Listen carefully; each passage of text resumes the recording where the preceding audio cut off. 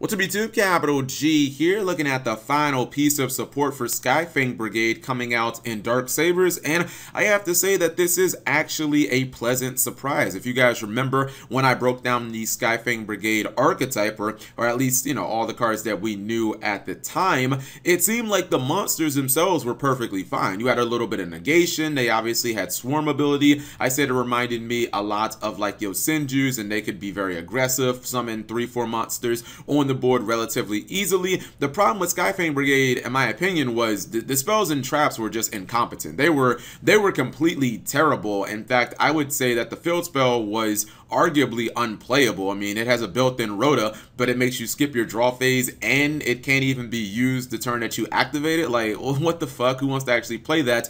Nobody. And then even when you look at the trap card, the trap card was kind of situational because your monsters had to be destroyed, and then it was also slow because it was a trap card. This new card doesn't really suffer from any of those conditions, and I think it's actually a pretty good design. Like, it seems significantly better than all of the other spells and traps that they've gotten so far. So this is Skyfang Brigade Stormwind. It's a quick play spell, which is nice because that means it's not going to be super slow, and it's not going to have to suffer the problem that the trap card does. It says target one Skyfang Brigade monster in your graveyard, special summon it in defense position. You can only activate one Skyfang Brigade Stormwinds per turn. So to me, this is a pretty good card. I say that because obviously it can activate like your Skyfang Brigade monsters that are face up on the field, because you will have a Skyfang Brigade monster that is special summoned. Number two, it doesn't like destroy the monster during the end phase. The monster can still activate its effects. But then number three, you have to ask yourself the question, well, how easy is it to get my Skyfang Brigade monsters in the graveyard?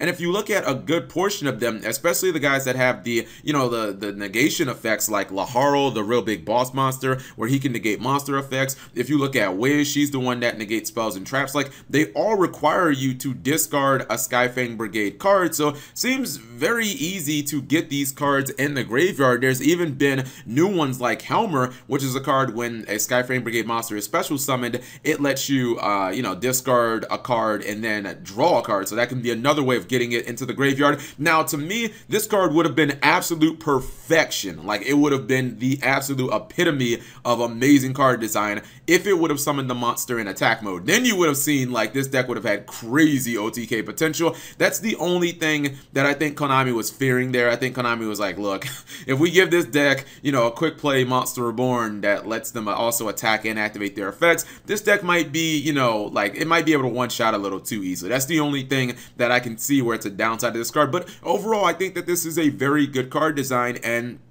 I could probably see you playing two. I mean, honestly, you might even play 3 of this card just because the trap and the field spell are so just ass. So you might even play 3 of this card, but I definitely like it, and I think it's a very good card. So whatever you guys think, leave it in the comment section below. Thank you guys for watching. As always, subscribe if you have not already. Turn on that notification bell for daily videos.